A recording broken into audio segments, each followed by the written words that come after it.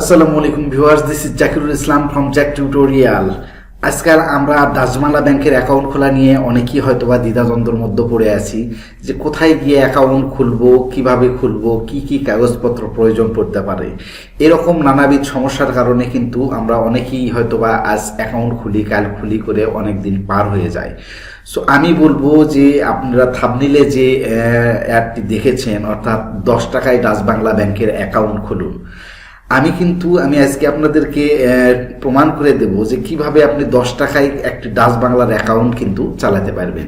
সেক্ষেত্রে প্রতিটি অ্যাকাউন্ট কিন্তু আপনি পরিচালনা করতে পারবেন মূল ব্যাংকের আওতায়, ঠিক আছে। সো মেইন ব্রাঞ্চে আমি গিয়েও কথা বলেছি এবং এজেন্ট ব্যাংকিংয়েও আমি কথা বলেছি। সেক্ষেত্রে কোন অ্যাকাউন্টটি ভালো হবে সেটাও কিন্তু আমি আজকে বলে দেবো।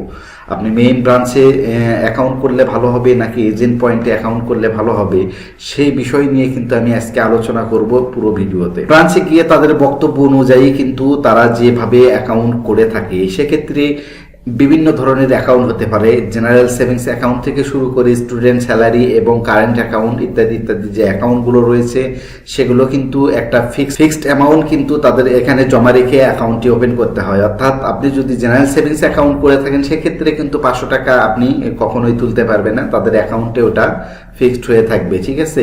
কারেন্ট অ্যাকাউন্টের ক্ষেত্রেও এরকম অ্যামাউন্ট রয়েছে, 500, 1000, 5000 টাকা পর্যন্ত বিভিন্ন লেভেল ভেদে কিন্তু অ্যাকাউন্ট তারা করে দিয়ে থাকে, ঠিক আছে। সো সেক্ষেত্রে আপনাদের জন্য আমি একটি নতুন অ্যাকাউন্টের কথা বলবো, যেটা হচ্ছে ডাচবাংলা এজেন্ট পয়েন্টের অ্যাকাউন্ট। এই এজেন্ট পয়েন্টের অ্যাকাউন্টগুলো কিন্তু কিছু সুবিধা আছে, আবার কিছু অসুবিধাও আছে। সুবিধাগুলো কি কি সেগুলো আমি আলোচনা করব এবং সুবিধা অসুবিধাগুলো কিন্তু আমি আজকে বলে দেবো। সো সুবিধাগুলোই আগে বলবো, কারণ আমরা জানি সুবিধাগুলোই সবাই পেতে চাই, সবার প্রয়োজন পড়ে।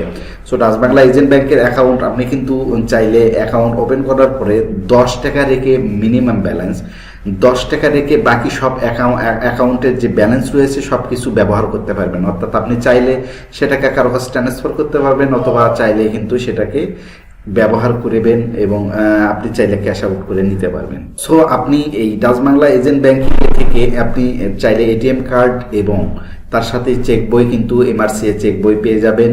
এক্ষেত্রে মেইন ব্রাঞ্চের মতোই কিন্তু সুযোগ সুবিধা রয়েছে। শুধুমাত্র আপনি ফিঙ্গারপ্রিন্ট না, এটিএম কার্ড, চেকের মাধ্যমেও কিন্তু এজেন্ট পয়েন্ট থেকে লেনদেন করতে পারবেন। ডাচবাংলা ব্যাংকের ব্রাঞ্চের যে সুবিধাগুলো রয়েছে, সেই সুবিধার মতোই এজেন্ট পয়েন্টের সকল সুবিধা কিন্তু আপনি ভোগ করতে পারবেন। সেক্ষেত্রে এজেন্ট পয়েন্ট থেকে চেকের লেনদেনটা করতে পারবেন না, সেটা কিন্তু ডাচবাংলা ব্যাংকের মাধ্যমে করতে হবে।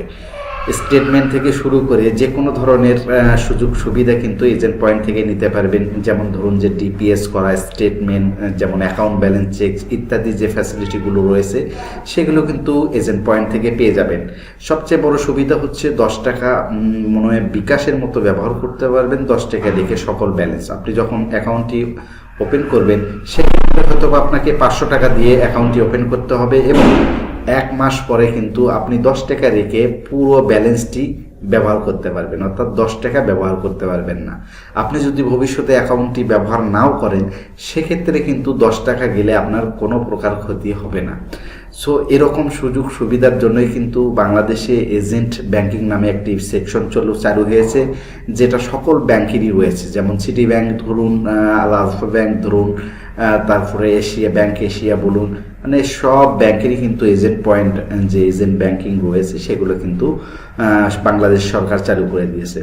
সো গাইস, আপনারা কিভাবে অ্যাকাউন্ট খুলবেন, কি কি কাগজপত্র লাগবে, এর জন্য কিন্তু আমি প্রথমেই একটি ভিডিও দিয়েছি। এই ভিডিওটি দেখলে কিন্তু আপনি ডিটেইলস পেয়ে যাবেন কিভাবে অ্যাকাউন্ট খুলবেন, কোথায় গিয়ে খুলবেন এবং আপনার কি কি কাগজপত্র প্রয়োজন হবে। তো ভিউয়ার্স, আজকের এই ভিডিওটি এখানে শেষ করছি। দেখা হবে পরবর্তী কোনো ভিডিও নিয়ে ব্যাংকিং সেকশনের। সো সে পর্যন্ত ভালো থাকুন, সুস্থ থাকুন, আল্লাহ হাফেজ।